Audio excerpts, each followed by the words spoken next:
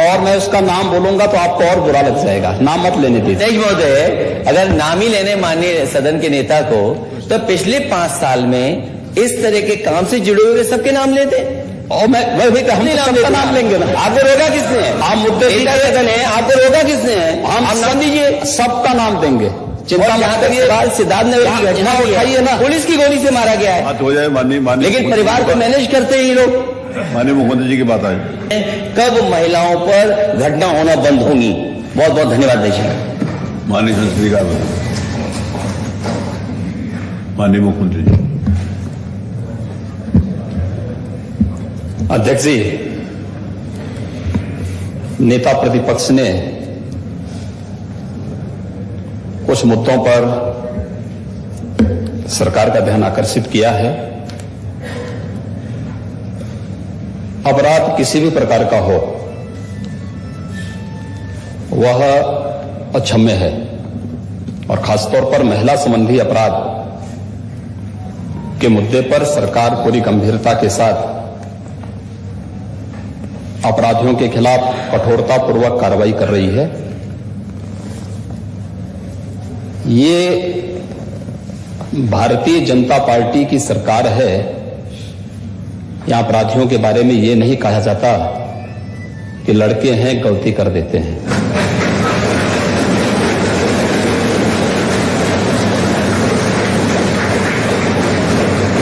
अगर अपराधी है तो कोई भी है, वो जीरो टॉलरेंस की नीति के तहत ही कार्रवाई होती है। और नेता प्रतिपक्ष इस बात को अच्छी तरह जानते भी हैं, समझते भी हैं, उन्होंने स्वीकार भी किया है कि कार्रवाई हुई भी है।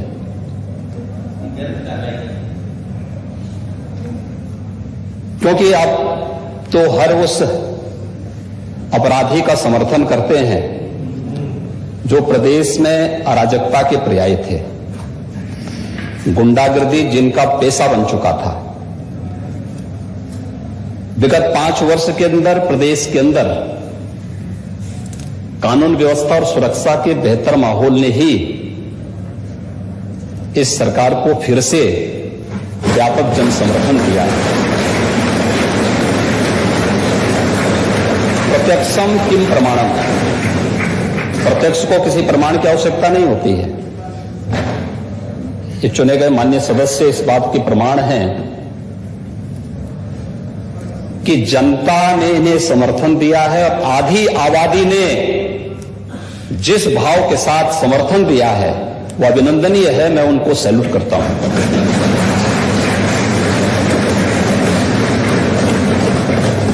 महोदय, पिछले 5 वर्षों के अंदर भी सरकार ने जीरो टॉलरेंस की नीति के तहत ही कार्रवाई की,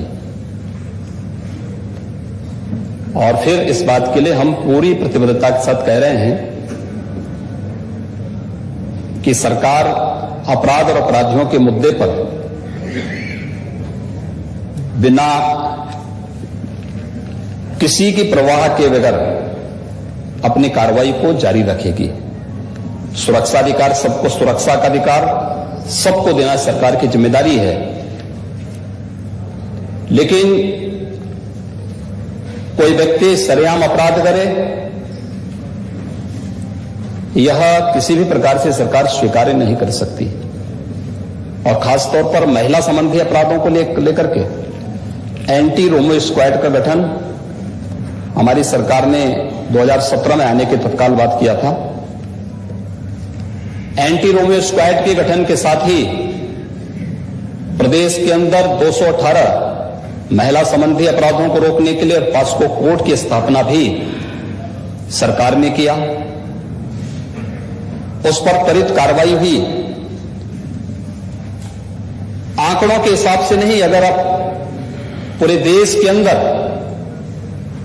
घटित होने वाले मामलों की संख्या को अगर आप देखेंगे, 2012 से 17 के बीच में विभिन्न प्रकार के जो अपराध हुए हैं, चाहे वो हत्या से संबंधित हों, लूट से संबंधित हों, दुष्कर्म से संबंधित हों, महिला संबंधी अपराध हों, इनमें भारी गिरावट आई है।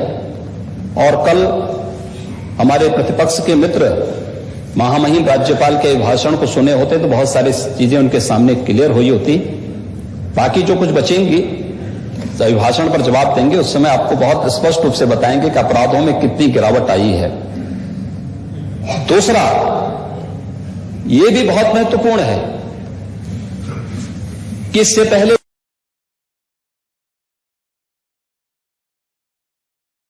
विधानसभा के चुनाव होते थे या कोई चुनाव होता था, चुनाव के दौरान भी और चुनाव के बाद भी व्यापक हिंसा होती थी।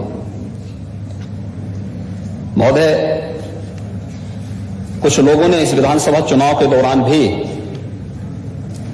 या चुनाव संपन्न हुए उसके बाद कुछ हरकत की थी, लेकिन उस हरकत को कुछ ही घंटों में हम लोगों ने कंट्रोल भी किया, यूपी पुलिस ने कंट्रोल भी किया है।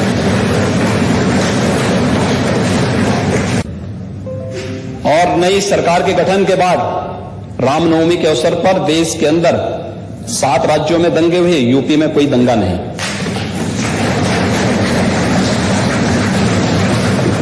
हनुमत जयंती के अवसर पर कोई दंगा नहीं। महोदय, यही नहीं, हमें हर जगह से शिकायत आती थी, बुजुर्गों के द्वारा, परिवार की महिलाओं के द्वारा, बेटियों के द्वारा, माताओं के द्वारा कि नवजात शिशु हैं या कोई बीमार व्यक्ति है, अनावश्यक माइक धर्मस्थलों से उतरने चाहिए, शोरगुल बंद होना चाहिए। हम लोगों ने एक अपील की, 1 लाख से अधिक माइक या तो उतरे हैं या उनकी आवाज कम हुई है। तो उत्तर प्रदेश में पहले भी हो सकता था, इच्छा शक्ति नहीं थी। हर एक कार्य को वोट बैंक के नजरिए से देखने की जो प्रवृत्ति है उसने नहीं करने दिया। और शायद इतिहास में पहली बार हुआ है और उत्तर प्रदेश में हुआ है कि अलविदा की नमाज भी सड़कों पे नहीं हुई है।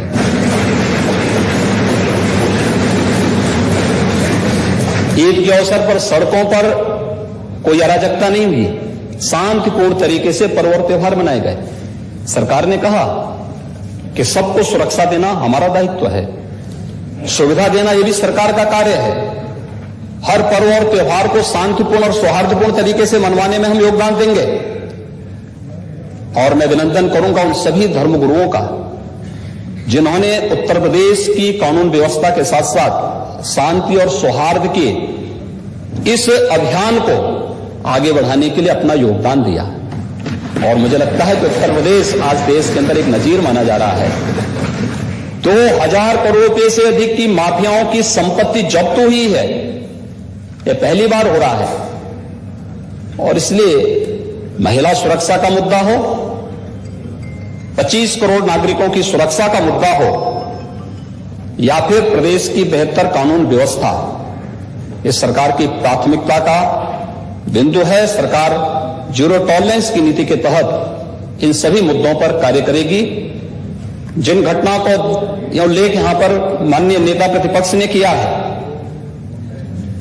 इसमें से बहुत सारी चीजें सामने आई हैं। जैसे सिद्धार्थनगर में माननीय नेता प्रतिपक्ष गए थे, क्योंकि इसमें तो बहुत सारे लोग हैं जो प्रदेश की कानून व्यवस्था पर उंगली नहीं उठा सकते थे। वे लोग अब कुछ न कुछ षड्यंत्र तो करेंगे, क्योंकि पब्लिक ने उन्हें इस लायक छोड़ा नहीं कि वे कुछ कर सकें, तो अब वह कुछ न कुछ षड्यंत्र तो करते हैं। महोदय, पुलिस पार्टी के जाने के बाद जितेंद्र यादव नाम के एक व्यक्ति ने वहां पर गोली चलाई थी और एक मुस्लिम निर्दोष महिला को वहां गोली मारी थी। वो पकड़ा गया है और ऐसे अपराधियों के खिलाफ बहुत सख्ती से निपटने की कार्रवाई की छूट भी प्रशासन को दी गई है। यही नहीं, ये पहली बार नहीं हुआ। मुझे याद है 2017 में जब हमारी सरकार का गठन हुआ था, तो उस समय आजमगढ़ में जहरीली शराब से कई मौतें हुई थी। और जहरीली शराब से कई मौतें होने के बाद हम लोगों ने जब उसकी तह में गए तो कौन वो व्यक्ति है? क्या यह सच नहीं था कि जहरीली शराब से निर्दोष लोगों को मारने वाला व्यक्ति समाजवादी पार्टी से जुड़ा हुआ था?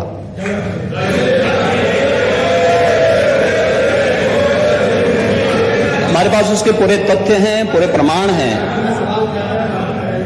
और मैं उसका नाम बोलूंगा तो आपको और बुरा लग जाएगा, नाम मत लेने दीजिए। अध्यक्ष महोदय, अगर नाम ही लेने माननीय सदन के नेता को, तो पिछले 5 साल में इस तरह के काम से जुड़े हुए सबके नाम लेते। और मैं भी हम सबका नाम लेंगे ना। आपको रोका किसने? आप मुद्दे सदन है, आपको रोका किसने है? हम नाम दीजिए, सबका नाम देंगे।